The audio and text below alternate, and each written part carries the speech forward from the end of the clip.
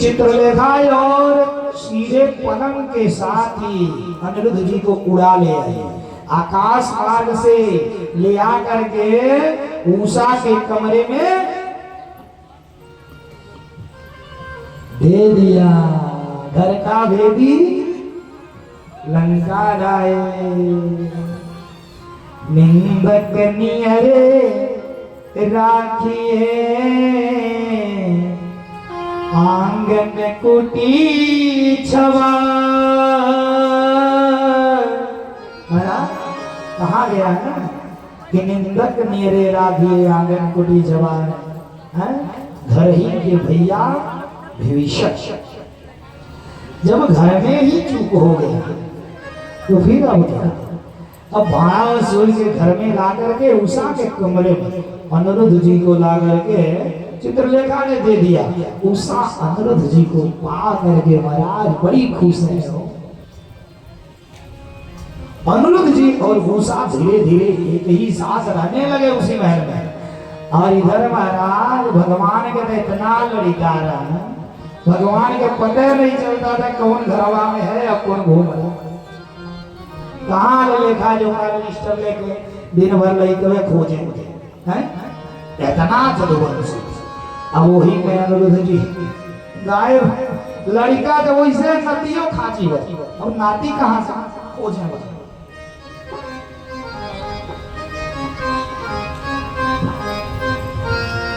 महाराज अब रहने लगे अनिरुद्ध जी उषा के साथ प्रेम चलने लगा। उसी में चौसर खेलते थे, आशा खेलते थे, आपस में हंसते थे, मजाक पत्नी पति पत्नी के समान है। महाराज संयोग से उषा गर्भवती है।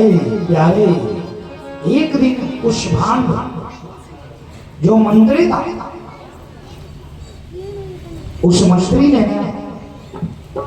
संयोग से उषा के कमरे के तरफ जो गया तो अंदर पुरुष का आवाज सुनाई दिया। वो गया बाणासुर से कहा, बाणासुर महाराज उषा बहनी के कमरे में किसी पुरुष का आवाज सुनाई दे रहा हो।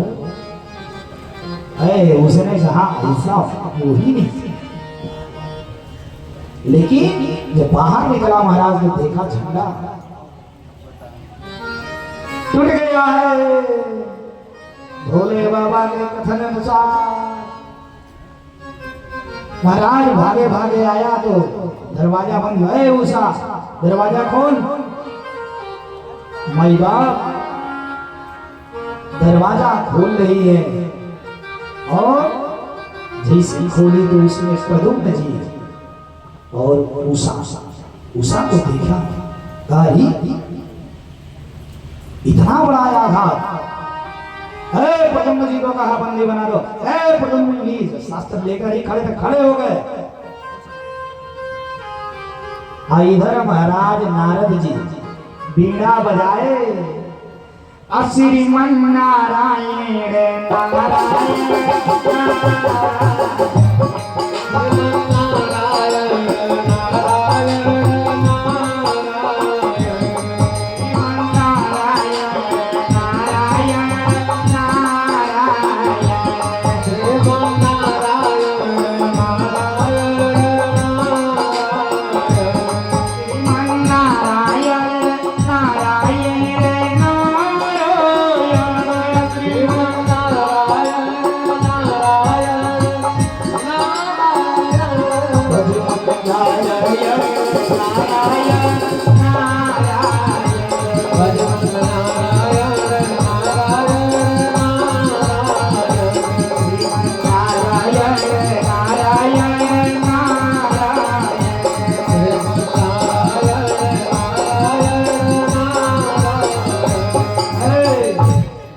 बजाए पहुंच गए द्वारिका।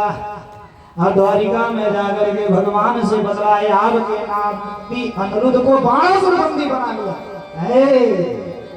महाराज अब भगवान कृष्ण कैसे मान जाए?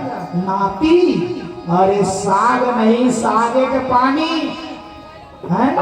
जितना सगवा से प्रेम नहीं उतना साग के पानी से प्रेम होता है कि नहीं है?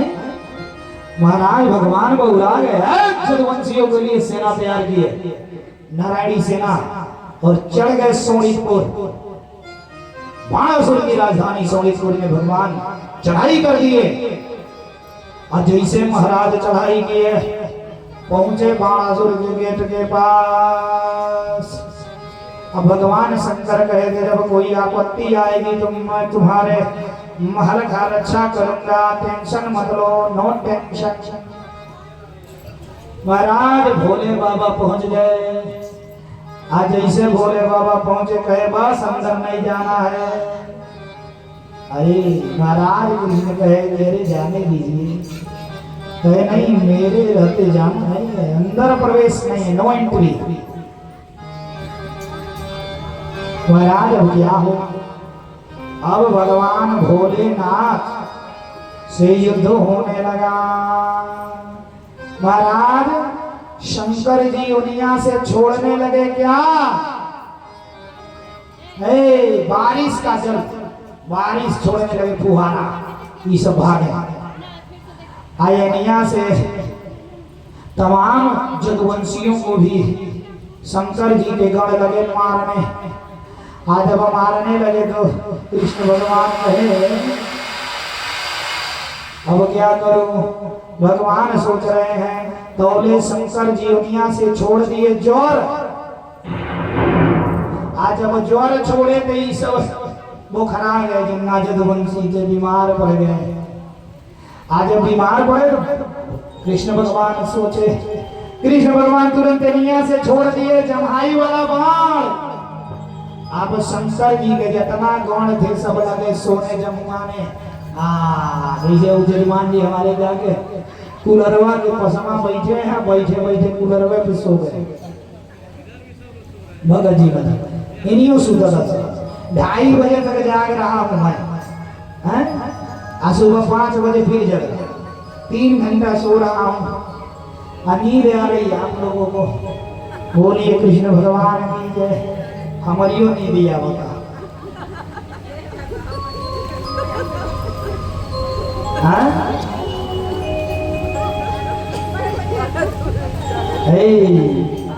प्यारे ये जीवन नहीं मिलने वाला। महाराज वो ज्वर जैसे भगवान इधर से छोड़े जमुआई वाला और शिव जी लगे गणवन को लेकर के जमुआने। आज जैसे जमुआने लगे कृष्ण भगवान सेना लेकर प्रविष्ट कर गए। आज जब प्रविष्ट किए जब बाणासुर से आया 1000 सहस्त्र बाहु लेकर के आ गया। लगा युद्धों ने हो एक बार मारा 1000 बाण सन सन।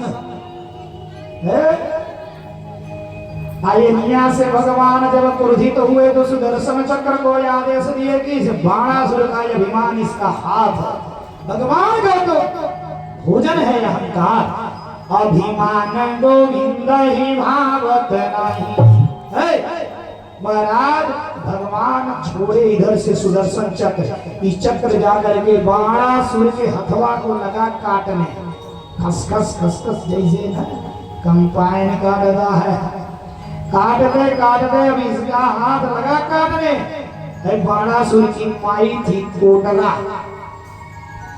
कोटरा ने देखा मेरा पुत्र मर जाएगा। महाराज माँ अपने पुत्र के लिए हर अस्त्र पर उतर जाती है। पूत कपूत सुना है वरना माता सुनी माता। लेकिन महाराज प्यारे अब वो आई और नग्न होकर के आई, निर्वस्त्र होकर के कन्हैया के सामने आ करके त्राहिमाम छोड़ दो कन्हैया मेरे पुत्र को। भगवान लज्जित हो, भगवान को शर्म आ गई, लज्जित हो गए। तो भगवान ने चक्र सुदर्शन को रोक लिया। बाणासुर के बचाता दुई हाथ में सारा अहंकार चूर। बाणासुर हाथ जोड़ लिया, मरियो नहीं दिया लगा था। बाणासुर हाथ जोड़ लिया।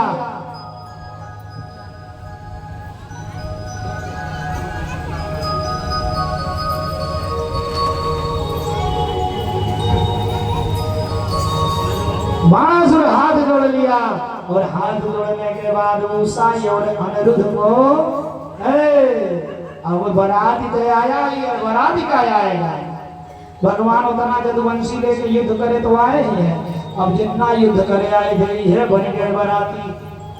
अब महाराज वही विवाह हुआ, विवाह करके बाणासुर ने अनिरुद्ध और उषा को दान दहेज देकर के द्वारिका के लिए विदा किया। बोलिए कृष्ण भगवान की जय, श्री बाल कृष्ण भगवान की जय।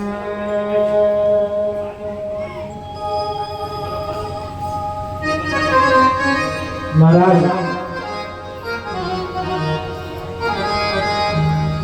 एक थोड़ा सा मैं हट करके कथा से हट करके थोड़ा मैं कथा आपके ध्यान आकृष्ट करना चाह रहा हूं।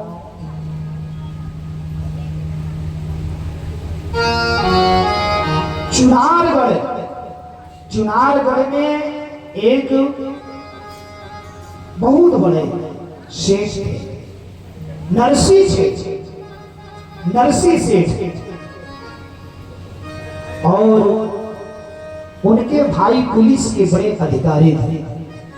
दो भाई थे महाराज, बचपन में माता मर गई थी नरसी, और दादी ने किसी तरह, ध्यान को इधर उधर मत करेंगे, कथा समझ में नहीं आएगी, बहुत ही मार्मिक कथा है भाई बाप। इस कथा में एक सेकंड भी इधर उधर हुए तो समझ में नहीं आने वाली। महाराज नरसी सेठ को किसी तरह दादी ने पाला पोसा, मां बचपन में ही मर गई,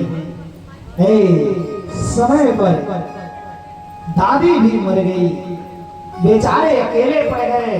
बड़े भैया की शादी हो गई थी, भौजाई आ चुकी थी, किसी तरह से नरसी जी का विवाह हुआ, और आज विवाह हुआ। नरसी जी के एक पुत्र और एक पुत्री जन्म। महाराज कुछ समय बीता, काल के ब्याल ने नरसी की पत्नी को उठा लिया, माई बाप पत्नी को उठा लिया। कुछ समय और बीता, काल के ब्याल ने उस पुत्र को भी उठा लिया हो, और जो पुत्री थी महाराज उसका ब्याह तो नरसिंह जी पहले कर दिए थे। भाई थे उस समय बड़े सेठ थे, विवाह धूमधाम से चुनारगढ़ के सिरसागढ़ के एक मेहता परिवार, बड़े श्यामल सेठ थे, बड़े पैसा वाले थे। उनके घर अपनी पुत्री रमा नाम था, माई बाप, रमा का विवाह कर दिया। अब इधर पुत्र मर गया, भाई और भाभी की धन पर कुदृष्टि आ गई। भैया भाभी धन पर कुदृष्टि डाल दिए, और माई बाप जिस प्रकार से रावण ने विभीषण को लात मार करके घर से बाहर निकाल दिया था, उसी तरह से नरसिंह जी को उनके भाई और भौजाई ने घर से बाहर निकाल दिया। नरसिंह जी उस देहली को प्रणाम किए, और देहली को प्रणाम करके फिर मुड़ करके भी कभी उस देहली के तरफ आए नहीं। माई बाप चले, और गांव के ही बाहर एक ठाकुर जी की छोटी सी कुटिया थी, टूटी फूटी कुटिया, उसी में जाकर के नरसिंह जी रहने लगे, भगवान का भजन करने लगे। माई बाप इधर धीरे धीरे धीरे धीरे समय बीतता गया। अब नरसिंह जी तो भिखारी बन गए, तो बिटिया का खबर हाल लेने कौन जाएगा। इतने बड़े राजा परिवार में ब्याही गई थी माई बाप। अब इधर धीरे धीरे 20 साल बीत गया माई बाप। जब 20 साल बीत गया, संयोग से उस बिटिया की भी बिटिया हुई, रमा की बिटिया हुई, नरसिंह जी की नतनी, उसके विवाह का समय हुआ। माई बाप विवाह का समय हुआ हो। 20 साल के भीतर परिवार वालों ने उस रमा को ससुराल नैहर जाने नहीं दिया था, और ना रमा का हाल चाल पाई परिवार का हो। पड़ी रही बेचारी। माँ का मौत तो पता था, लेकिन भाई का मौत भी नहीं रमा को पता था। भाई बाप ऐसे समय में उसकी बिटिया का विवाह था। विवाह के समय बच्चों के मामा के यहाँ पहले न्योता जाता है ना भाई भाई, तो पहले भाग्य की पत्रिका लिखाने लगी। जब भाग्य की पत्रिका लिखाने लगी तो उसमें वो नरसी का जो समझे था, श्यामन से रमा का ससुर बहुत धनवान आदमी था। माई बाप वो पत्र लिखवाने लगा। वो सारा में बारामदे में बैठ करके पत्र लिखवा रहा है और रमा का पति भी वहां बैठा है। परिवार के सभी बड़े बुजुर्ग बैठे, पत्र लिखा जा रहा है। उस पत्र में लिखा जा रहा है कि इतने मन चांदी के, इतने मन सोने के, इतने काजू, इतने किशमिश, इतने बादाम, इतने कपड़े, इतने अन्न। मालूम पड़ रहा था महाराज कि कुबेर का खजाना ही मंगवा लिया जाए। उस गरीब नरसी के साथ इतना बड़ा मजाक किया जा रहा है। माई बाप, धनवान लोग बहुत कम करुणावान होते हैं, बहुत कम ही धनवान करुणावान होते हैं। पत्र लिखा जा रहा है, रमा केवाड़ की आड़ में खड़ी है। पर्दे की प्रथा थी, बाहर निकल नहीं सकती, ससुर के सामने आ नहीं सकती, पत्र को रोक नहीं सकती, केवल केवाड़ के पास रो रही है। अरे कोई पत्र रोको, कोई पत्र रोको। धीरे से थोड़ा सा मौका मिला, केवाड़ खटखटाई और पति ने जैसे ताका, रमा ने इशारा किया, पति कमरे के अंदर आया। पति जैसे अंदर आया, रमा ने केवाड़ को अंदर से बंद किया और पछाड़ मार करके पति के चरणों में गिर गई। माई बाप, पति के चरणों में गिर गई और पति के चरणों में गिर करके रमा रो रही है, खूब रो रही है, इतना रो रही है कि उसका पति भी घबरा गया हो। कहा, रमा तुम क्यों रो रही है? रमा, ये खुशी का समय है, ऐसी खुशी के समय में इस तरह रोना अच्छा नहीं होता है। सुख का समय है, तू क्यों रो रही है? मुझे बताओ। रमा ने हाथ जोड़ करके कहा, अरे पत्र रोको, पत्र रोको, पत्र रोको। उस पत्र को मेरे बूढ़े बाप पर दया करो। अगर मेरा बूढ़ा बाप उस पत्र को पढ़ेगा तो प्राण छोड़ देगा। वो उस पत्र को रोको, रोको। पति के आगे आंचल खोल करके रमा भीख मांग रही है। मुझे कुछ नहीं चाहिए, मुझे अपने घर की नौकरानी बना के रखो, मुझसे बर्तन मसवाओ, मुझसे कपड़े धुलवाओ, मुझसे स्वीकार करवाओ, लेकिन मेरे बूढ़े बाप के प्राण मुझे भीख में दे दो, एक पत्र रुकवा दो। पति ने कहा, रमा देख, मैं पिता को रोक नहीं सकता, पत्र को रोक नहीं सकता, पिता को समझा नहीं सकता। बाबूजी बड़े क्रोध में है, मैं क्या करूं?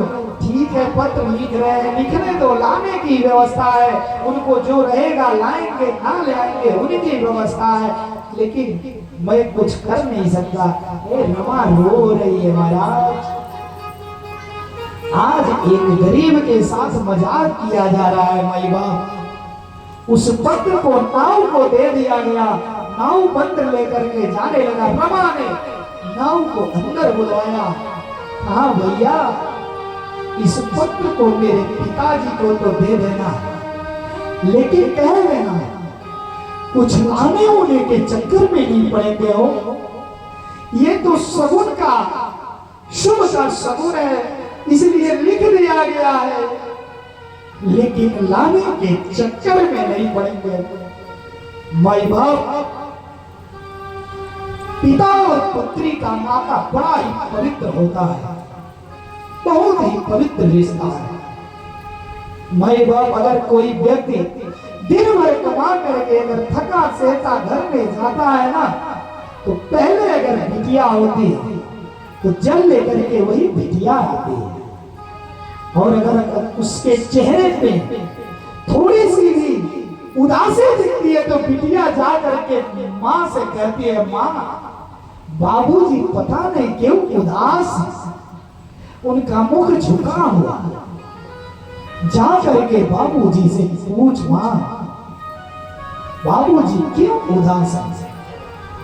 महाराज जब किसी बेटी का बाप जिस दिन नहीं रहता है ना, किसी का बाप मर जाता है ना, तो जब बेटियां घर पे जाती हैं पिता के मरने के बाद, तो देहले के बाहर ही पछाड़ खाड़ के बिटिया गिरती हैं। हो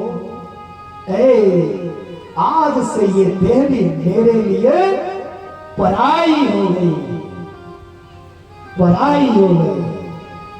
महाराज जब तक बाप जिंदा है नैहर में ना, बेटियों की खूब चलती, लेकिन जब बाप मर जाता है तो बेटियां भाई और भौजाई की कृपा पर हो जाती हैं, क्योंकि माँ का भी नहीं चलता है। वो प्यारे माँ भी भैया और भाभियों के कृपा पर जीती हैं। ऐसे समय में माई बाप रमा रो करके नाव से कह रही है, भैया जा करके कह देना पिताजी लाने होने के चक्कर में नहीं पड़ेंगे। नाई पत्र लेकर के पहुंचा चुनारगढ़, और चुनारगढ़ में जब पहुंचा महाराज नरसिंह सेठ के घर, क्योंकि विवाह जब हुआ तो नरसिंह सेठ के महाराज नाई आया था, पूछते पूछते गया, नरसिंह सेठ का घर कौन है। नरसिंह सेठ यहां तो कोई नहीं रहता है। सबने कहा, उस घर पर गया, नरसिंह की भैया भाभी निकले, नरसिंह सेठ का घर है क्या ये? नहीं, यहाँ कोई नरसिंह उर्सी नहीं रहता। हाँ एक नरसिंह साधु रहता है। भाई बाप आज वह भाई और भाभी बोल रहे हैं, एक नरसिंह साधु रहता है ठाकुर जी की कुटिया में। महाराज नाई पहुंचा और देख रहा है टूटी फूटी ठाकुर जी की कुटिया, और नरसिंह भगत ठाकुर जी का पूजा कर रहे हैं। वो दाढ़ी बड़े बड़े, बाल बड़े बड़े हो गए हैं, मैल कुचैल फटे कपड़े पहन करके नरसिंह किसी तरह जीवन यापन कर रहे हैं। उस कुटिया में कुछ खाने पीने की वस्तु भी नहीं दिखाई देती। महाराज समय का चक्र, मनुष्य नहीं बलवान है, समय हो तो बलवान। माई बाप माई देखा, कहा कि नरसिंह सेठ आप ही? नरसिंह ने कहा, भैया मैं कभी नरसिंह सेठ हुआ करता था, लेकिन आज मैं नरसिंह भिखारी हो गया। सो ठाकुर जी की सेवा करता हूं। माई बाप नाई ने पत्र दिया, नरसिंह पत्र पढ़ रहे हैं और पत्र पढ़ के रो रहे हैं। क्यों रो रहे हैं? अरे रमा, मन में सोच रहे हैं, अरे तू तो मेरे खून की थी, तू तो मेरा हैसियत जानती थी ना कि तेरा बाप क्या है। इतना भारी भरकम पत्र लिखवा करके तूने मेरा अपमान किस तरह किया बेटी। अरे तू तो रोक दी होती, आज इस गरीब का मजाक बनवा दिया। पत्र लेकर रो रहे। माई बाप नाई से कहे, भैया आज एकादशी, आप व्रत हैं? नाई देख रहा है कुटिया में कुछ है। सोचा अगर मैं व्रत ही बतला दूं तो कौन सा ये कुट्टू का पूरी खिला देंगे, जब इनके पास है ही नहीं तो कौन सा कुट्टू का पूरी खिला देंगे। माई बाप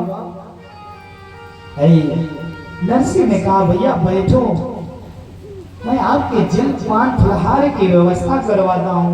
नरसी गए थोड़ा सा बथुआ लिए किसान मित्र के घर और कहे भैया इस बथुए को सिद्ध कर दो, हमारे घर मेहमान आए हैं।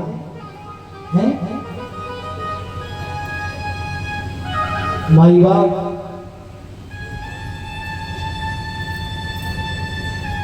नरसी इधर बथुआ का फलहार बनवाने गए, इधर द्वारिकाधीश कन्हैया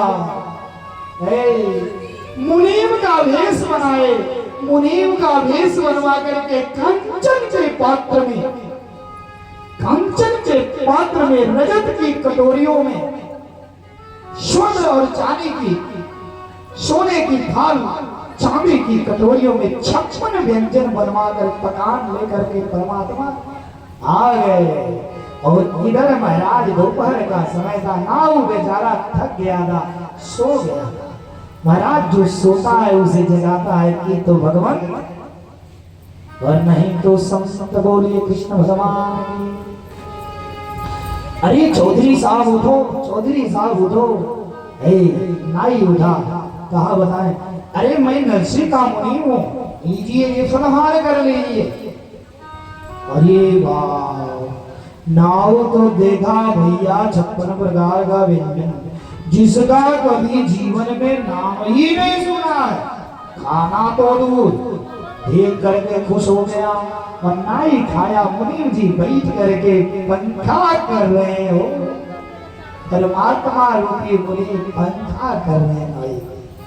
महाराज भगवान भक्त के वश में होते माई बाप पंखा उड़ा रहे हैं। अब इधर महाराज इधर मुनीम खाया, बर्तन देने लगा ये नाई। मुनीम ने कहा ऐसा है ना, मेरे वहां प्रथा है, जो बर्तन चूल्हे से निकल गया, जूठा हो गया, उसको चूल्हे में नहीं रखा जाता, हमारे सेठ जी का नियम है। भाई बाप अब उस बर्तन को छोड़ गए, नाई लेकर के झोले में रख लिया, खुश हो गया। महाराज इधर भतुआ से लेकर के लेकर जब आए, नरसी जी हो, चौधरी साहब इसे खा लो। अरे भैया कितना खा, अभी तो आपका मुनि 56 प्रकार के इतने खाने लाया जितना तो मैंने कभी सुना ही नहीं। नरसी ने कहा कौन मुनि? अरे कौन मुनि? देखो ये सब कंचन के पात्र छोड़ के आते हो, कंचन के पात्र है। देख करके नरसी जी ठाकुर जी के पास जाके रो रहे, प्रभु तेरी खेला है निराली, निराली है महाराज।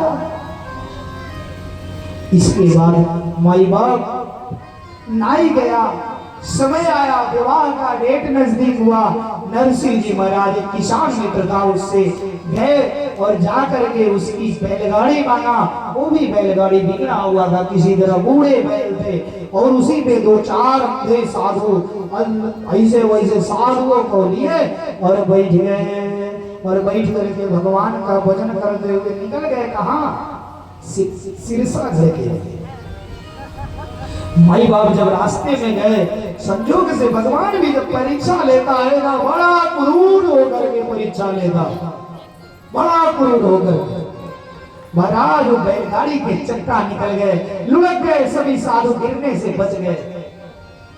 बैल भी बूढ़े, बैल भी बैठ गए, माई बाप बैल भी बैठ गए। अब इसके बाद नरसी रोने लगे। भगवान एक भेष बनाए बढ़ई का और कुछ औजार लिए चले गए। भैया क्या है रो रहे हो साधु बाबा, क्या हुआ? अरे मेरे भैया मेरे गाड़ी मिल गई, मेरी बिटिया का विवाह है, बिटिया की मैं समय से नहीं पहुंचा तो अनर्थ हो जाएगा। प्यारे उसने इसे वैसे थोड़ा बहुत छुआ तो भगवान की कृपा थी, भक्ति थी, बना करके फिट और बैल के कान में फूंक मारा, बैल भी दोनों खड़े हो गए। दोनों बैल खड़े हुए। अब उसने कहा कि मेरा मजदूरी दीजिए। नरसी जी ने कहा भैया मेरे पास तो पैसे नहीं है, हम साधु महात्मा आदमी, अगर कहो तो 2-4 भजन ही सुना दूं। कहा ठीक भैया भजन सुनाए, फिर आगे बढ़े। आवे आगे बढ़े माई बाप। और जब सिरसागढ़ में पहुंचे पता चला नरसिंह भगत आ गए हैं। अरे देखा भिखारी के तरह बूढ़े साधुओं को लेकर आ गया। श्यामल सेठ ने कहा गौशाले में व्यवस्था करा दो। महाराज ले जाके गौशाले में रोक दिया गया।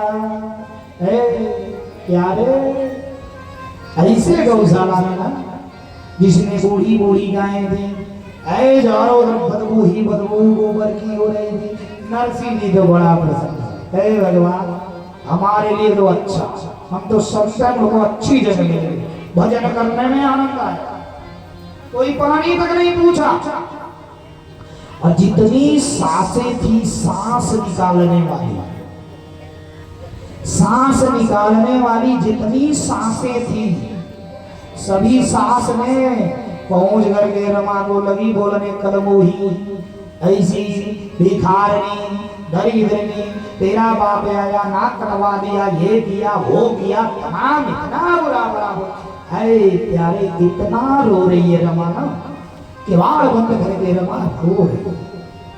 माई बाप धीरे से मौका मिला, रमा किवाड़ का फाटक खोल करके गौशाले में गई, चारों तरफ देख रही है। 20 साल हो गया था ना, नरसिंह को राजा देखा, नरसिंह सेठ देखा था, आज नरसिंह भिखारी है, चारों तरफ भाग रही है सब साधुओं को। लेकिन माई बाप पुत्र अपने माँ बाप को पहचाने ना पहचाने, बेटी बेटा, लेकिन उसके माँ बाप सर्वदा अपने बच्चों को पहचान लेती है। नरसिंह ने कहा बेटी रमा, रमा ने पकड़ के पिता को रो रही है, बाबूजी आपका ये क्या दशा हो गया, क्या से क्या हो गया। रमा ने कहा, नरसिंह ने कहा बेटी सब परमात्मा की कृपा है, समय का चक्र है। नरसिंह ने कहा, ये रमा ने कहा पिताजी भैया कहाँ है, भैया कहाँ रह गया। अब सोच रहे नरसिंह जी, अगर कह दिया कि भैया तेरा मर गया तो आज ये रो रो कर मर जाएगी और ये मरेगी तो इसके मरने की दुख से इसकी बिटिया मर जाएगी जिसकी विवाह हो रही है, माई बाप दो जीव हत्या हो जाएगा। नरसिंह ने कहा रमा भैया तेरा कुछ सामान लेने के चक्कर में रुक गया है, अभी आ रहा है।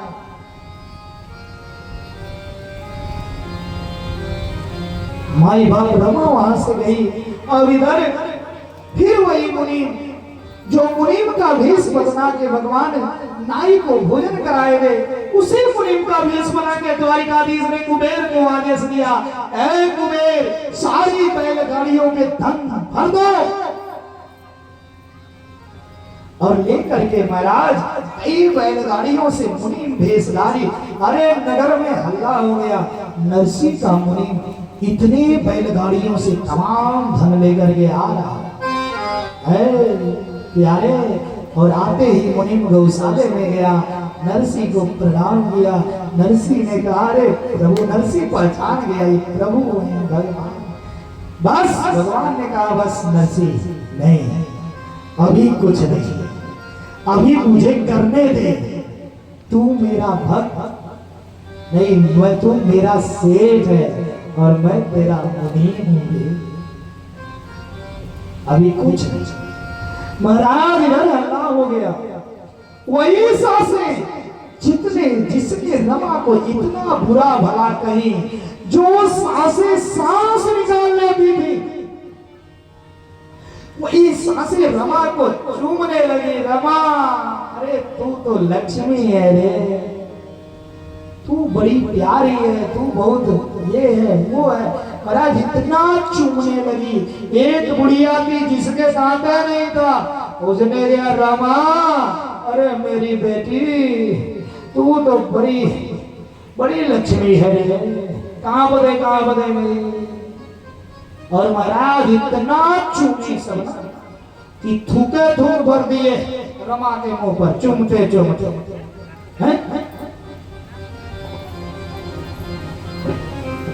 माई बाप और इधर श्यामल सेठ ने कहा अरे सब्जी को भोजन पानी ना कर, अरे वहां क्यों रोके हो, यहाँ ले आओ। अरे महाराज ले आकर के सुंदर व्यवस्था कराया गया, खाने की व्यवस्था, पीने की व्यवस्था। महाराज अगर बिटिया का नैहर हल्का पड़ गया ना तो ससुराल में सम्मान नहीं मिल पाएगा। इसलिए बेटियों को कभी भी उसके ससुराल में हल्का होने न दिया जाए। अपने सामर्थ्य के अनुसार बेटियों का सर्वदा मदद करते रहें। उनके हर दिखाने वाले जगहों पर भाइयों को चाहिए, माताओं को चाहिए, पिता को चाहिए पहुंच करके उसके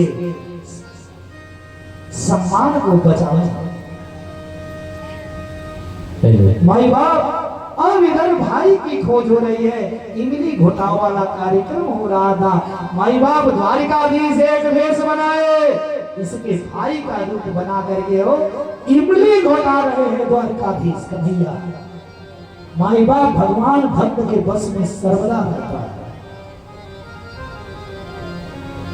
भगवान कभी अपने भक्त का अपमान नहीं होने देता है। माई बाप भगवान आकर के रमा को इमली घोटा रहे हैं। ऐ कुछ सखियां पहचान गई, पीताम्बर दिख रहा था। कुछ सखियां कहने लगे रे रमा, ये जो तेरा भाई नहीं रे द्वारिकाधीश कन्हैया।